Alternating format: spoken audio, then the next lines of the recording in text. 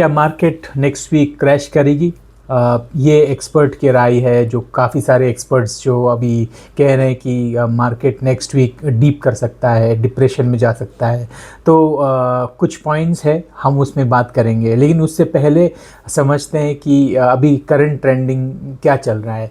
Crude price जो जिस पे इंडिया हेवीली डिपेंडेंट हो रखा है या है अभी भी, कुछ महीने तक ये 80-100 के पार भी चला गया था। तो अभी देखा जाए तो it has come down to 69 to 70 barrel.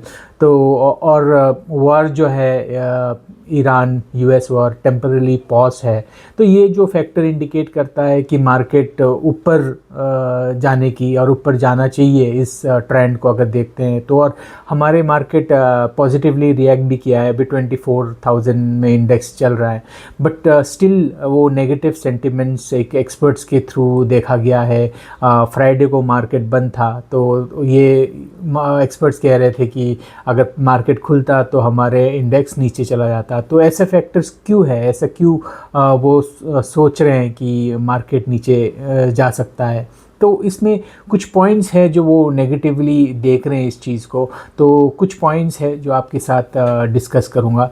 वो है जो अपना इन्फ्लेशन है, कंसिस्टेंटली हमारी इन्फ्लेशन जो इंक्रीज़ हो रहा है, परसिस्टेंट है ये इन्फ्लेशन नीचे जाने का बात ही नहीं कर रहा है। तो और वैल्यूएशन रीसेट जो हो रहा है अपने मार्केट में, जो पहले एक अच्छे वैल्यूज़ में हाई वैल्यू में चल रहे थे कुछ चीज़ें, तो मार्केट वैल्यू को रीसेट कर रहे हैं अभी। और अपनी जियोपॉलिटिकल टेंशन है तो वो एक्चुअली ख़त्म हुआ नहीं है अभी तक। आप देखो रशिया यूक्रेन वॉर ये चल ही रहा है, बल्कि पिछले वीक थोड़े से और बढ़ गया था। यूक्रेन एग्रेसिवली बिहेव कर रहा था रशिया के अगेंस्ट। और कुछ आपके यूएस और ईरान के जो डील निगोशिएशन लेके जो खींचातानी है वो अभी भी चल ही रहा है। तो वो अभी तक सेटल नहीं हुआ है, टेम्पररी पॉज है। यूएस ईरान का जो डील है उसमें से फिर इज़राइल और लेबनान, इनका भी ख़त्म हुआ नहीं है अभी तक। तो वैसे देखा जाए तो जियोपॉलिटिकल टेंशन्स अभी तक है। तो मार्केट जो है सेंटिमेंट में ड्राइव होती है। तो फिर सेंटिमेंट तो यही है कि अभी वॉर जो है पॉज है लेकिन ख़त्म नहीं हुआ है। तो उसके चलते जो एक्सपर्ट्स है वो फील कर रहे हैं कि मार्केट इसमें नेगेटिवली रिएक्ट करेगा। बट मुझे लगता है कि मार्केट जो इश्यूज चल रहे हैं उसको प्राइस इन कर चुका है। अभी जो भी है फंडामेंटल्स में चलेंगे। कंपनियां जो कंपनी अच्छे कर रहे हैं, सेल्स जिसके अच्छे हैं, प्रॉफिट अच्छे हैं, तो उनके वैल्यूएशन जो है अच्छे रहेंगे। बाकी मार्केट आई थिंक जो सेंटिमेंट है वो जियोपॉलिटिकल इतने ज़्यादा उनको इम्पैक्ट नहीं करेगा। बट ये भी देखा गया है कि हमारे इंडिया में देखो अब क्रूड प्राइस नीचे चला गया है, लेकिन हमारे जो फ्यूल प्राइसेस है जो डेली कंजम्पशन के लिए, हमारे पेट्रोल हो गया, एलपीजी, इसमें कोई इम्पैक्ट नहीं है। इसको गवर्नमेंट ने नीचे लाया ही नहीं, और वो लाएंगे भी नहीं। वो जो 3 महीने का लॉस इन लोग ने किया था, इलेक्शन बोल लो या जो भी, वो अभी रिकवरी फेज़ में है। अभी वो हमसे ही रिकवर करेंगे वो लॉस। और आगे चलते भी फ्यूल प्राइस में कट मुझे नहीं दिखता है कि कट करेंगे। अगर सेंटिमेंट अगर देखा जाए कॉमन पीपल का ये है कि अभी अब क्रूड प्राइस अगर नीचे जाता है तो आपको भी प्राइस नीचे करना चाहिए, जो कि गवर्नमेंट करेंगे नहीं। अगर 6 महीने बाद करते भी तो वो 1 रुपी लीटर शायद कर दे तो वो भी बहुत बड़ी बात होगा। बट उससे भी हमें इम्पैक्ट कुछ पॉजिटिवली दिखा नहीं जाएगा, क्योंकि आपका जो डेली कम्यूट का प्राइजेस है वो कम नहीं करेंगे। ऑटो रिक्शा वाले जो है वो कम नहीं करेंगे। आपके वेजिटेबल प्राइजेस जो है डेली कंजम्पशन वो नीचे नहीं आएंगे। तो इन्फ्लेशन तभी वो परसिस्टेंटली ऊपर जा ही रहा है। तो ये एक नेगेटिव सेंटिमेंट है। तो आप देखोगे कि मेटल प्राइजेस, गोल्ड और सिल्वर, ये काफ़ी नीचे भी गया है पिछले कुछ दिनों में। और इसका रीज़न क्या है, काफ़ी लोग ने इसको प्रॉफिट बुकिंग, जो इन लोग ने पैसे इन्वेस्ट किया था प्रॉफिट बुकिंग कर रहे हैं गोल्ड प्राइस में। और गोल्ड प्राइस ऐसा है कि आप अगर सॉलिड गोल्ड खरीद करके रखते हो तो उसमें डिविडेंड मिलता नहीं है। तो this is the right time कि आपने इन्वेस्ट किया था तो अभी मार्केट हाई है, को बेच के निकल लो, फिर वो पैसे को आप कहीं और डाइवर्ट कर दो इन्वेस्टमेंट। तो ये कर रहे हैं लोग, तो इसकी वजह से भी थोड़े बहुत मेटल जो है वो नीचे आ ही रहा है। तो अभी पॉइंट में आते हैं कि ये सब तो हो गए कहानियाँ, स्टोरीज़। अब हम क्या करें? तो हम लोगों के लिए क्या बचता है जो हम इंडिया में इन्वेस्ट करेंगे, कर रहे हैं। तो हमारे लिए ये देख रहे हैं कि निफ्टी जो है 24 में चल रहा है। अगर एक्सपर्ट लोगों का माना जाए तो अगर मार्केट गिरती है तो गुड, हम लोग लमसम करेंगे अगर पैसा बचा के रखें। और याद रखना कैश इज़ किंग, तो कैश रखना। अपॉर्चुनिटी मिलता है 23 या 23 से नीचे तो लमसम करेंगे म्यूचुअल फंड में, निफ्टी 20 हो गया या निफ्टी 50 में, जो भी आपको ठीक लगे। अगर वो भी नहीं करना है तो अभी इंडिविजुअल स्टॉक्स में अब काफ़ी अच्छा चल रहा है, वैल्यूएशन थोड़ा नीचे आ रखा है। जैसे फॉर एग्जांपल मैं स्टॉक का नाम लूँगा नहीं, लेकिन आप समझ जाना, कोई अच्छे बैंक का स्टॉक आप देख लेना, वो अभी अच्छे वैल्यू में है, तो प्राइस का भी नीचे आ रखा है, तो आप उसको कुछ एक्यूमुलेट कर सकते हैं। और उसका रीज़न क्या है, वो बैंक का कुछ चल रहा है, इनका कंप्लायंस इशू था, कुछ कंप्लेंट्स हैं।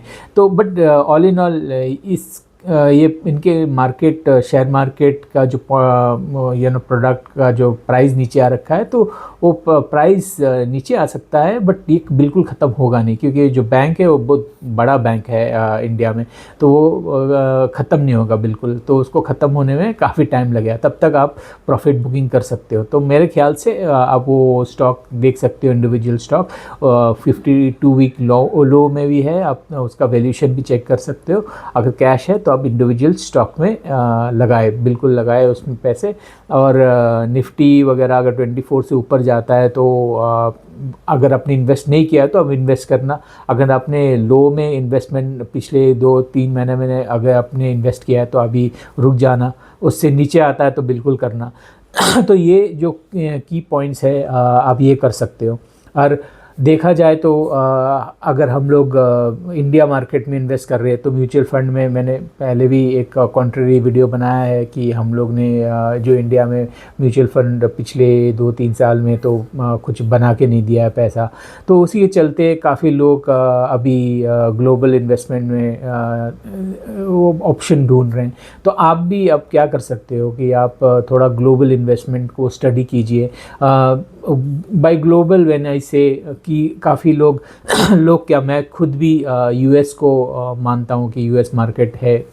देखा जाए तो यूएस ही बिगेस्ट मार्केट है, जो सब सारे प्रोडक्ट हम यूज़ करते हैं। तो उनका भी अभी आप देखोगे तो S&P वगैरह भी पीक में चल रहा है, तो आप स्टडी कर सकते हो।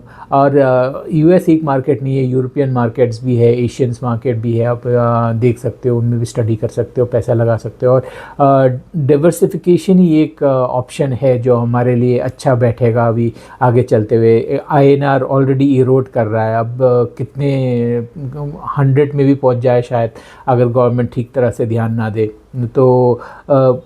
ये सब चीज़ें जो है हमें इम्पेक्ट करता है, कॉमन मैन को इम्पेक्ट करता है। जो AI लेके जो कहानी चल रहा है वो चल ही रहा है, लोगों का, काफ़ी लोगों का ये जॉब रिसेट जो मार्केट में चल रहा है वो भी चल रहा है, तो वो सब इम्पेक्ट करेगा मार्केट में।